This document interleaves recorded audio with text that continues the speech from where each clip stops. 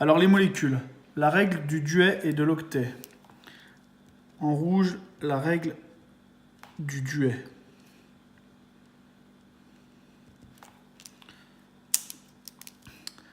Un atome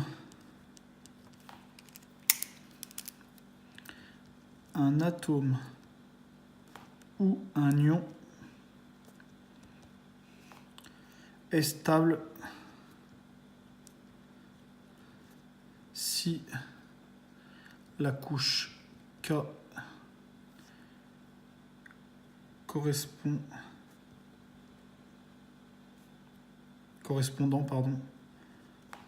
à la couche externe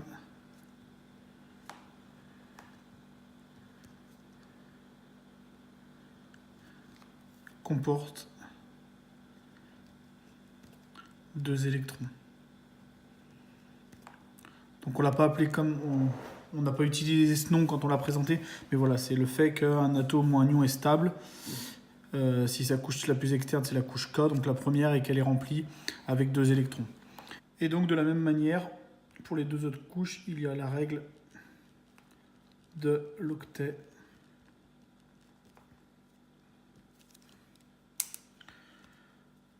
Un atome ou un ion est stable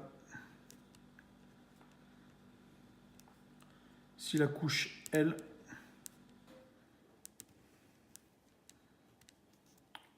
ou la couche M correspondant à la couche externe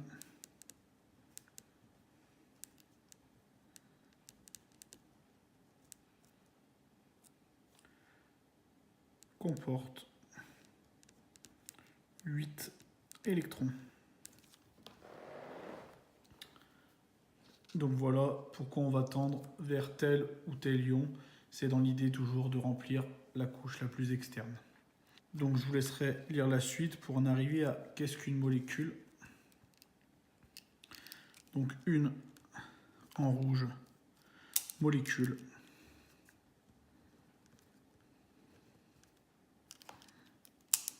Est un assemblage d'atomes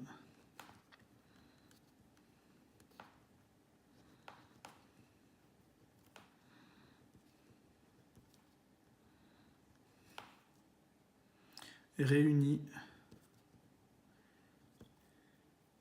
par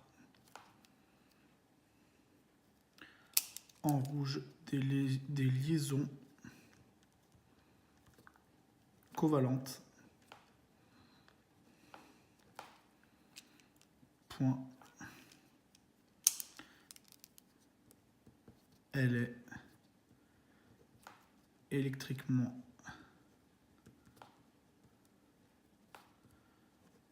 neutre.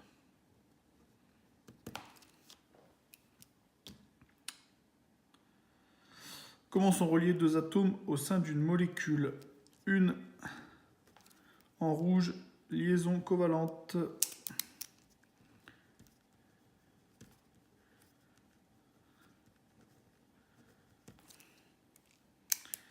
Elle a mis en commun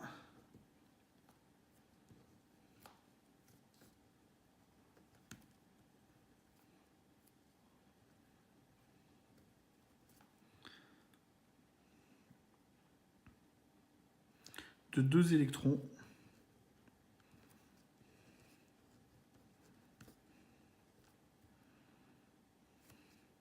entre parenthèses ou doublet d'électrons par 2 atomes afin de compléter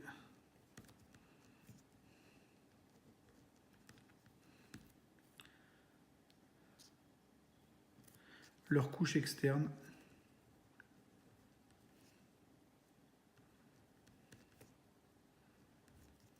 point. Elle est représentée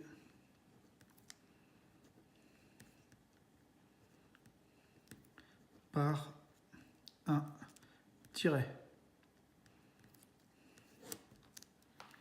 Donc on va prendre l'exemple de la molécule de CH4. Donc CH4, pardon, c'est le méthane, donc dans la famille des hydrocarbures.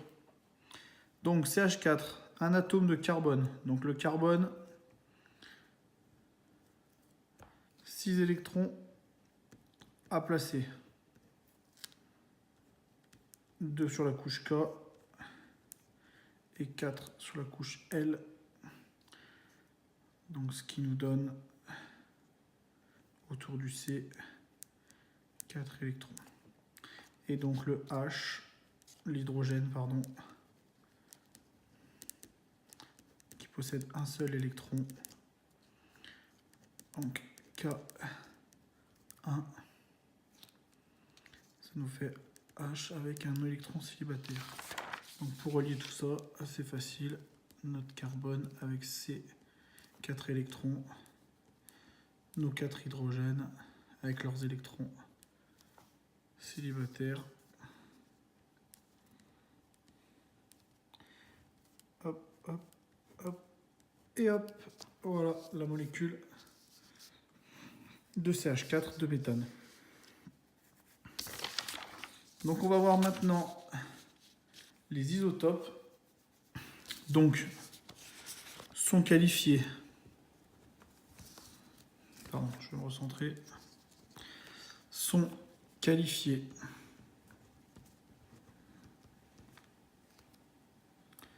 d'isotopes. Vous pouvez peut-être l'écrire en rouge, isotope. Les différents atomes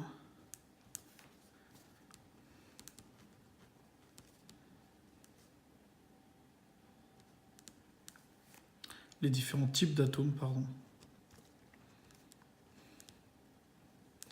d'un même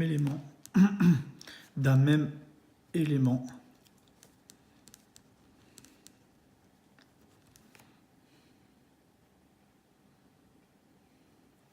qui se distingue seulement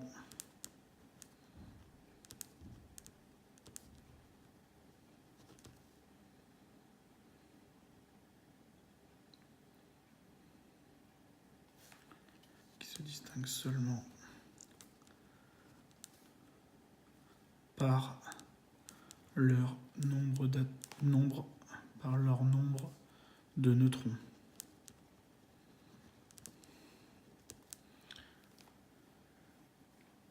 Par contre, je vous rappelle, c'est des atomes qui ont le même nombre de protons et le même nombre d'électrons. Enfin, différents éléments, différents atomes. La seule différence entre ces différents isotopes, c'est le nombre de neutrons. Donc on va prendre l'exemple du carbone. Donc le carbone est présent sous 3 formes.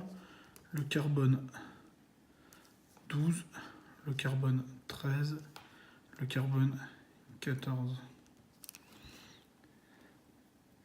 Donc tous trois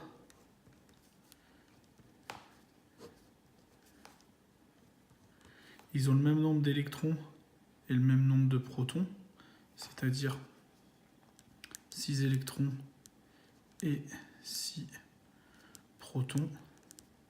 Par contre, ce qui diffère, c'est que celui-là, il a 6 neutrons. Celui-là, il a 7 neutrons. Et celui-là, il en a 8.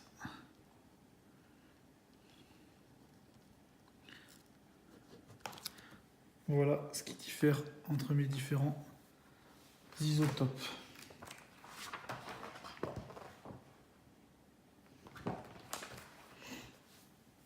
Donc ensuite, on va voir l'électronégativité.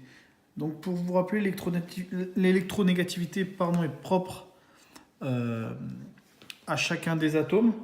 Et ça va nous permettre de définir le type de liaison qui va s'appliquer entre deux atomes. Donc qu'est-ce que l'électronégativité d'un atome? L'électronégativité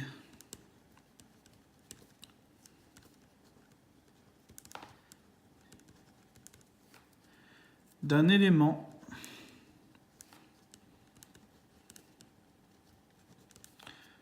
désigne la force d'attraction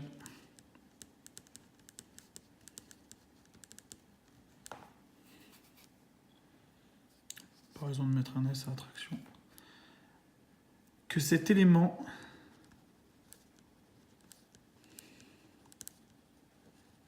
exerce sur les électrons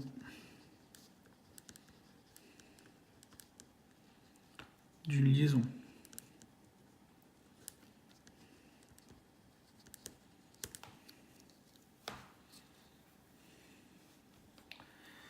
Donc on va voir comment ça varie selon le tableau périodique.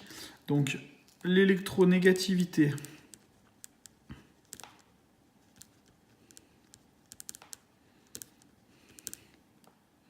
des éléments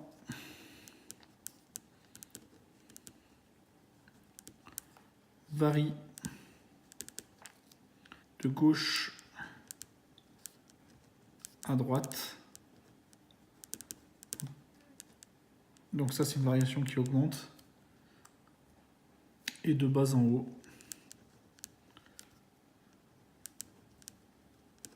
Pour une augmentation aussi.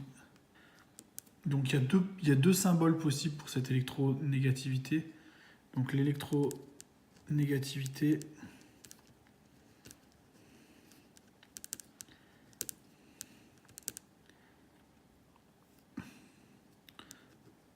peut être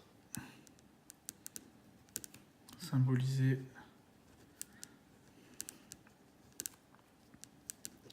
par, alors soit un C, non, on va mettre d'abord l'autre, soit le X un petit peu tordu comme ça, et entre parenthèses, C, et on voit plus souvent celui-là. Donc en gros, si là, j'ai mon tableau périodique, un truc comme ça, j'ai l'électronégativité qui augmente comme ça, qui augmente comme ça, donc en conclusion, qui augmente comme ça.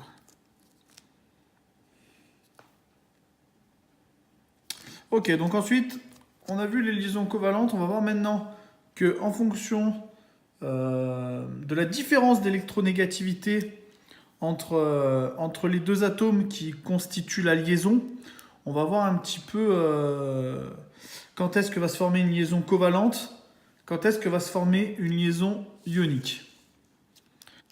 Une liaison ionique, une en rouge, liaison ionique, une en rouge, liaison ionique.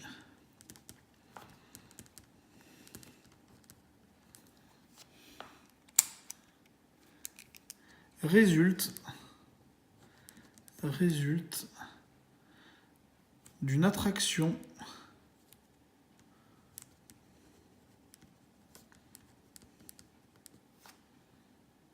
entre ions formés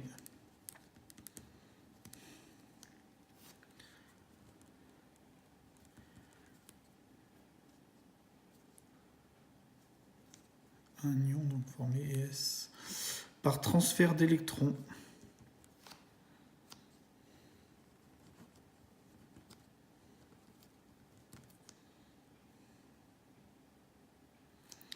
entre atomes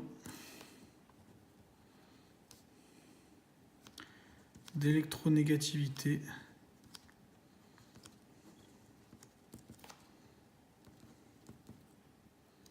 très différentes.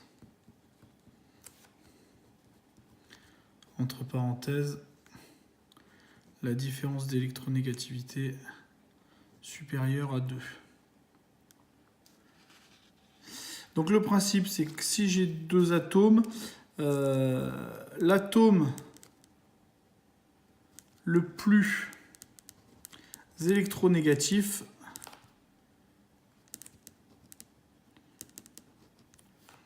va capter, j'aime pas trop le terme, va capter l'électron du moins électronégatif. forcément très clair, ma phrase, mais vous allez voir tout de suite dans l'exemple comment ça se passe. Donc l'exemple du sel. Le sel, chlorure de sodium. Chlorure de sodium. NaCl. Donc j'ai une molécule, un atome de Na. Donc avec, on va regarder dans la classification périodique, le sodium 11 électrons. Donc 11 électrons, K2, L8, M1. Donc ça me fait Na sur la couche la plus externe, j'ai un électron. Et enfin j'ai le chlore qui possède, on va voir sur la classification périodique, 17 électrons à positionner sur les couches, donc 2 sur la couche K, 8 sur la couche L et 7 sur la couche M. Donc sur ma couche la plus externe, ça me fait 1, 2, 3, 4, 5, 6, 7 électrons, un célibataire, et donc j'ai 3 doublets non liants. Donc jusqu'alors, on n'avait vu que des liaisons covalentes, donc naturellement on aurait relié ici notre atome de chlore avec notre atome de sodium. Cependant, maintenant on introduit ce paramètre qu'est l'électronégativité. Donc l'électronégativité du sodium, je vais l'écrire ici en vert. L'électronégativité du sodium, c'est 0,9. Et l'électronégativité du chlore, donc on va mettre ici un petit Na, on va mettre un petit Cl, c'est 3.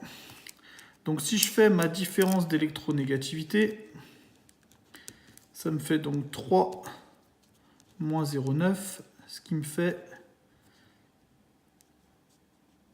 2,1. Donc ce qui est bien supérieur à 2. Donc j'ai une liaison ionique. Donc en fait, ce qui se passe, c'est que j'ai, donc on va mettre implique liaison ionique. Donc ce qui se passe, l'atome de chlore est tellement électronégatif par rapport à l'atome de sodium, il va capter l'électron de sodium. Donc ayant une charge moins en plus, il va devenir Cl- avec 4 doublets non liants. Lui va perdre un électron, donc il va avoir un excédent de protons, donc il va être Na+. Voilà comment on représente la molécule. Na+, Cl-.